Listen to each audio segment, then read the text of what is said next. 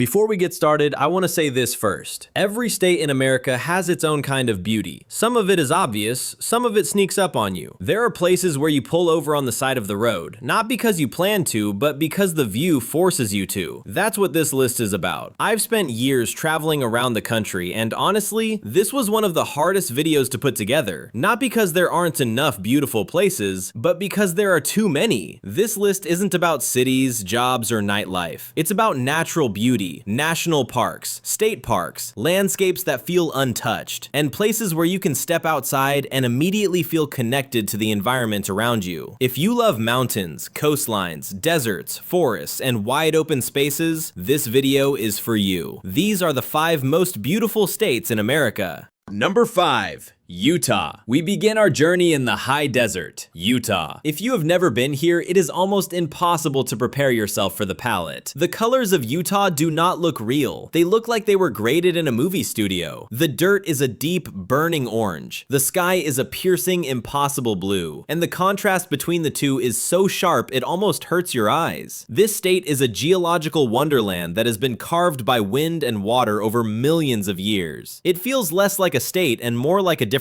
planet. It is home to the mighty 5 national parks, and each one is a masterpiece of sculpture. Zion National Park feels like a cathedral built by giants. The walls of the canyon shoot straight up for thousands of feet. They are stained with mineral streaks that look like tapestries hanging from the rock. When you walk through the Narrows, with the Virgin River flowing cool around your ankles, and the sandstone walls closing in above you, the light filters down in a way that feels spiritual. It creates a glow that seems to come from the rock itself. The sound of the water echoing off the canyon walls is a natural hymn. You can hike up to Angel's Landing, a spine of rock so narrow that you have to hold on to chains to keep from falling into the abyss. It is terrifying. It is exhilarating. It makes you feel vividly, dangerously alive. Then you have Bryce Canyon, which isn't really a canyon at all, but a natural amphitheater eroded into the side of the Paunsaugunt Plateau. It is filled with thousands of hoodoos. These are spires of rock that stand like a silent army frozen in time. At sunrise, when the light hits them, they seem to ignite. They turn shades of pink, gold, and violet. It looks like a city made of candle wax. In the winter, when the red rock is dusted with white snow, the visual impact is overwhelming. The silence here is profound. It is a landscape that feels fragile and eternal all at the same time. Arches National Park is a defiance of gravity. Over 2,000 natural stone arches balancing precariously against the sky. Landscape Arch, a ribbon of rock longer than a football field, looks like it could snap in a strong breeze. Delicate Arch, standing alone on the edge of a sandstone bowl, framing the LaSalle Mountains in the distance, is an icon of the American West. It looks like a portal to another dimension. Hiking to it at sunset, watching the crowds fall silent as the sun dips below the horizon, is a communal experience of awe. But Utah is more than just its parks. It is the vast, empty spaces of the Grand Staircase Escalante, a rugged, remote labyrinth of canyons and plateaus where you can hike for days and never see another soul. Here, you can find slot canyons so narrow you have to turn sideways to shimmy through them. You can find waterfalls hidden in the desert, feeding hanging gardens of ferns and moss. It is the alien landscape of the Bonneville Salt Flats. Here, the earth is white and flat as far as the eye can see. It is the remnant of an ancient lake, a ghost of a sea that once covered this entire region. When it rains, the water sits on the surface and creates a perfect mirror of the sky. Walking on it feels like walking on clouds. It destroys your sense of perspective. It creates an illusion of infinity. It is the drive along Highway 12. This road is often cited as one of the most beautiful drives in the world. It takes you along the spine of a ridge with 1,000-foot drops on either side. Every turn reveals a vista that makes you want to pull over and just stare. You see layers of rock that document the history of the earth. You see forests of aspen trees that turn liquid gold in the autumn. The quaking aspens shimmer in the breeze, creating a sound like applause. In the winter, the mountains in the north catch the snow, and because of the desert air, that snow is scientifically proven to be some of the driest on Earth. It floats. It creates a powder so light that skiing through it feels like flying. The contrast of the red rock desert in the south and the snow-capped peaks in the north creates a visual tension that is utterly unique. Utah is also one of the darkest places in the country. The night sky here is a canvas of stars so dense it looks like spilled milk. You can see the Milky Way with your naked eye, stretching from horizon to horizon. You can see shooting stars streaking across the blackness. It reminds you that we are on a rock floating in space. Utah is a place that strips away the noise. It is bare bones. It is rock and sky. And in that simplicity, there is a profound, overwhelming beauty that stays with you long after you leave. Number 4, California, the Golden State. California. It is almost unfair to compare other states to California. If it were a country, it would be one of the most geographically diverse nations on Earth. It has everything, and it has it on a scale that is hard to comprehend. Let's start with the coast. The Pacific Coast Highway through Big Sur is not just a road. It is a journey through the sublime. The Santa Lucia Mountains don't just slope down to the water. They plunge. They crash into the Pacific Ocean with a violence and a beauty that leaves you breathless. You drive along cliffs wrapped in mist, with the ocean churning hundreds of feet below. Every curve of the asphalt reveals a new masterpiece. You cross the Bixby Creek Bridge, an architectural marvel that looks like it grew out of the canyon walls. You see waterfalls like McQuay Falls dropping directly onto pristine, untouched beaches. The water turns turquoise as it hits the sand. It is a landscape of pure romance, where the land meets the sea in the most dramatic way possible. The smell of salt spray and eucalyptus fills the car. The sound of the waves crashing is a constant rhythmic heartbeat. But drive a few hours north and you enter a different world entirely. The world of the redwoods. These are the tallest living things on our planet. Walking through a grove of ancient coast redwoods is a humbling experience. The canopy is so high you can't see the sky. The light filters down in shafts, illuminating the dust motes dancing in the air. The forest floor is soft and silent, covered in ferns and sorrel. The air smells like pine and damp earth and history. You feel the presence of these trees. Some of them were saplings when the Roman Empire fell. They have survived fires, floods, and storms for 2,000 years. They have seen civilizations rise and fall. Touching the rough bark of a redwood is like shaking hands with an elder god. They put human time into perspective. Then you head inland to the granite heart of the state, Yosemite. There is no valley on earth quite like it. It looks like it was carved by a divine hand. El Capitan rises 3,000 feet straight up from the valley floor, a monolith of granite that glows gold in the sunset. It is so big that climbers camped on its face look like tiny specks of dust. Watching the tiny lights of their headlamps at night is a reminder of human audacity. Yosemite Falls cascades down like a ribbon of white water, creating a thunderous roar that echoes off the cliffs. In the spring, the mist from the falls creates massive rainbows that span the valley. Half Dome stands sentinel over the valley, its sheer face daring you to look up. Hiking to the top involves pulling yourself up cables on a polished rock face. The view from the summit is a 360-degree panorama of the High Sierra. It is a place of perfect composition. Everywhere you look is a photograph waiting to be taken. But California isn't done. It has the desert, Death Valley, the lowest, hottest, driest place in North America, and yet it is full of life and color. The Badlands of Zabriskie Point look like folded velvet in shades of gold and brown. At sunrise, the shadows play across the ridges, changing the landscape minute by minute. The salt flats of Badwater Basin shine white under the relentless sun, forming geometric patterns that stretch for miles. It looks like the surface of a frozen ocean, but it is burning hot. The sand dunes sing when the wind blows, a low hum that vibrates in your chest. At night, the heat radiates off the ground and the sky explodes with stars. It is a stark, harsh beauty that demands respect. You have the alpine perfection of Lake Tahoe, a massive jewel of blue water surrounded by snow-capped peaks. The water is so clear you can see 60 feet down to the granite boulders at the bottom. Kayaking on its surface feels like floating in air. You have the rolling vineyards of Napa and Sonoma, rows of vines stretching over soft green hills bathed in golden sunlight. The morning fog rolls in from the bay, blanketing the valleys in white before burning off to reveal the grapes. You have the pristine beaches of Laguna and La Jolla, where the water is clear and the sand is warm, and the cliffs create hidden coves that feel like secret worlds. You can watch dolphins surfing the waves. You can snorkel with bright orange Garibaldi fish in the kelp forests. You have the bizarre landscape of Joshua Tree, where twisted, spiky trees silhouetted against a purple twilight sky look like something from a Dr. Seuss book.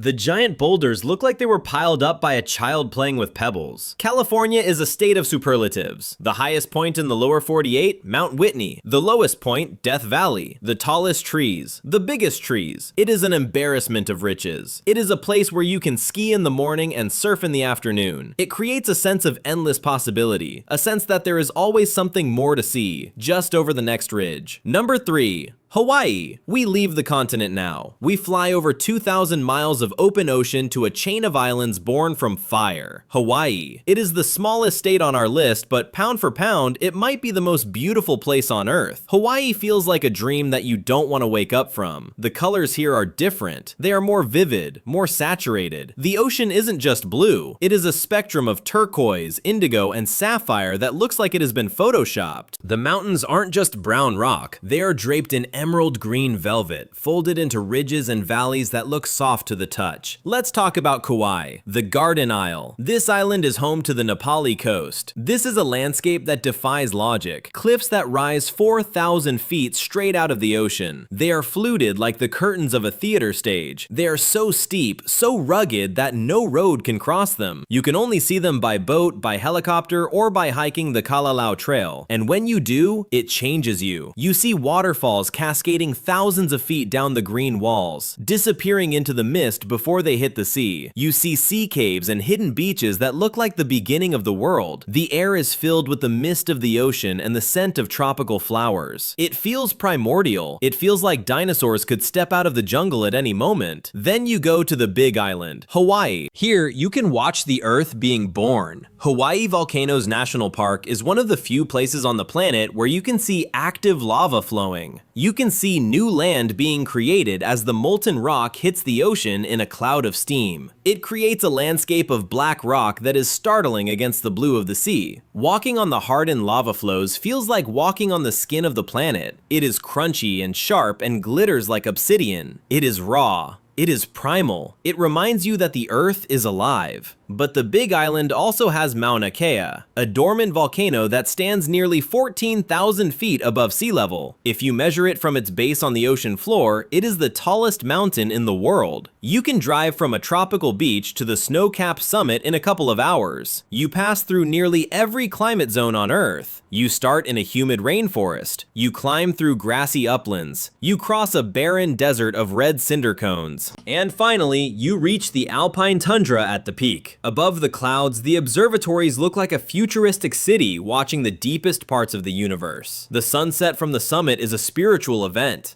Then there is Maui, the road to Hana, a winding path that snakes through bamboo forests that clatter in the wind. It has over 600 curves and 50 bridges, past rainbow eucalyptus trees with bark that looks like it was painted by an artist, alongside black sand beaches where the contrast between the dark sand and the white foam is mesmerizing. Waterfalls are everywhere, pouring into freshwater pools that invite you to jump in. You have Haleakala, the House of the Sun, a massive volcanic crater that looks like the surface of the moon. The colors inside the crater are muted reds, browns, and greens. Watching the sunrise from the rim, seeing the light break over the cloud layer below you is a spiritual experience. Mark Twain called it the sublimest spectacle he ever witnessed. Hawaii is a place of hidden valleys like Waipio, where wild horses roam and waterfalls drop into taro patches. The valley walls are so steep they look vertical. It has beaches with sand of every color, white sand that feels like powder, black sand that holds the heat of the sun,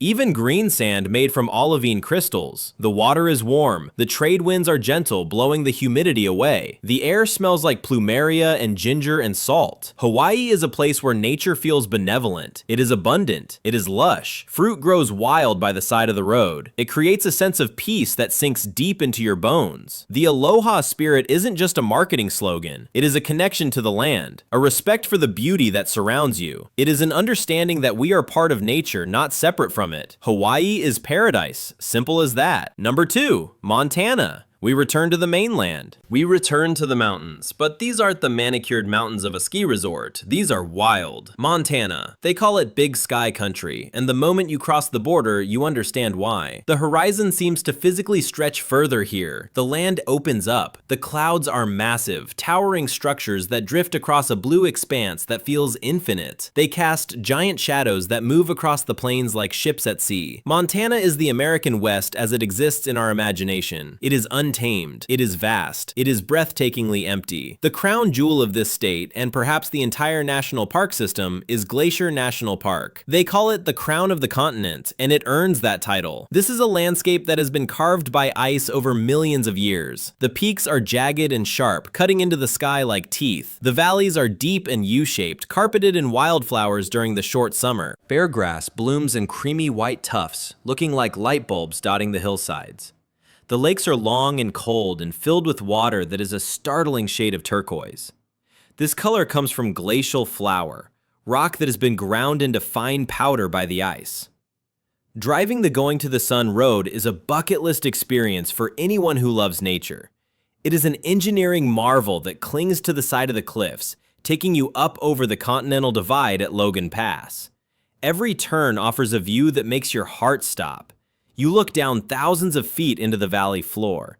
You see glaciers hanging off the side of the mountains, remnants of the ice age that are slowly disappearing. You see waterfalls crashing down onto the road, feeding the rivers below. You see mountain goats balancing on the rocks, looking down at you with indifference. Their white coats stand out against the gray rock. Grizzly bears roam these forests, reminding you that you are not at the top of the food chain here. Seeing a grizzly in the wild is a moment of pure adrenaline and awe. It is a place where you feel the scale of the earth. But Montana is more than just glacier. It is the Paradise Valley, winding along the Yellowstone River, with the Absaroka Mountains rising like a wall in the distance. It is a landscape of golden grass and green cottonwoods and gray rock. The light here in the evening turns the hills a soft shade of purple. It is the Beartooth Highway, a road that takes you up to the top of the world, across a plateau of alpine tundra that feels like the surface of the moon. At 10,000 feet, you are surrounded by hundreds of sapphire lakes reflecting the sky. The air is thin and crisp. Even in July, there are snowbanks along the road. It is the vast prairies of the east, where the Badlands rise up from the grass in strange eroded shapes. Dinosaur bones are still found here, eroding out of the hills, where the Missouri River winds its way through the breaks, unchanged since Lewis and Clark traveled it. Montana is a state of rivers. The Madison, the Gallatin, the Blackfoot. These are blue ribbon trout streams that run clear and cold. The water is so clear, you can count the stones on the bottom. Standing in one of these rivers, feeling the current against your legs, watching a bald eagle circle overhead, you feel a sense of connection to the wild that is hard to find anywhere else. It is a rhythmic, meditative experience. The light in Montana is different. Maybe it's the altitude, maybe it's the lack of pollution, but everything looks sharper, more defined. There is a silence in Montana, a deep, resonant silence. You can drive for hours and see nothing but nature. No billboards, no strip malls, just mountains, sky, and grass. It is a place that restores your soul. It reminds you of how big the world is and how good it feels to be small. Number 1,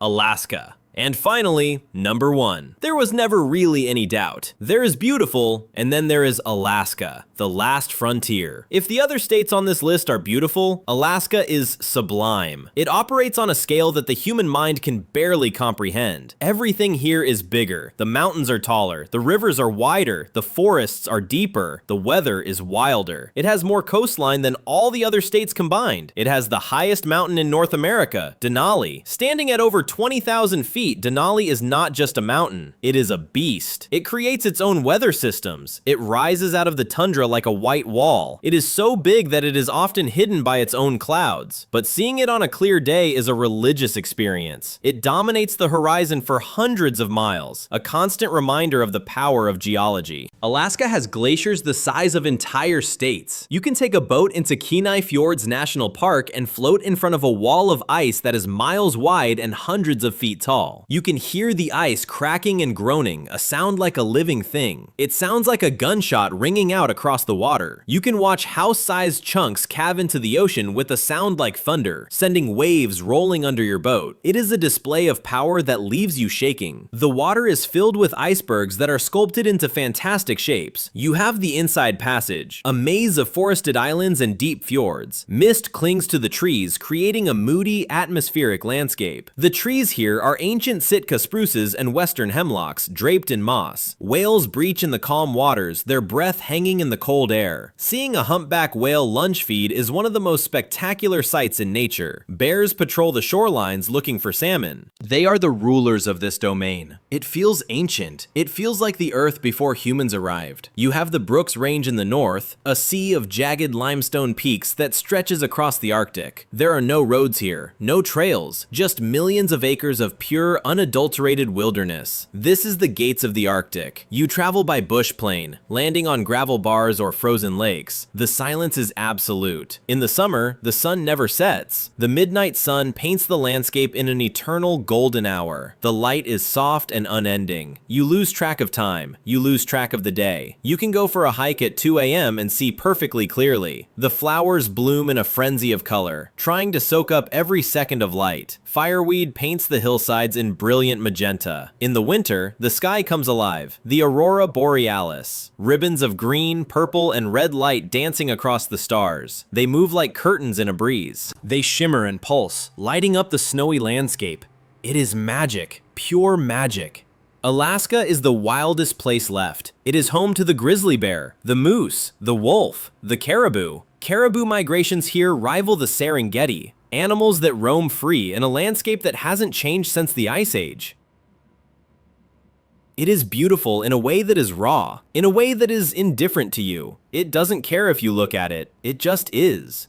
It demands resilience, it demands respect, and in return, it offers a glimpse of the world as it was meant to be. It strips away the artificial. It forces you to be present. There is no place like it on Earth. It is the ultimate wilderness, the ultimate beauty, the #1 most beautiful state in America. We live in a beautiful country. It is easy to forget that. It is easy to get caught up in the news and the noise and the division, but the land is still there. From the red rocks of Utah to the granite cliffs of California, from the emerald valleys of Hawaii to the big sky of Montana, from the glaciers of Alaska to the forests of your own backyard. We are lucky. We are lucky to have this. We are lucky to have public lands that belong to all of us. These places are more than just pretty scenery. They are sanctuaries. They are places where we can go to recharge, to remember what matters, to feel connected to something bigger than ourselves. So put down the phone, close the laptop, get out there, go climb a mountain, go swim in a lake, go sit in a forest and just listen. The world is beautiful and it is waiting for you.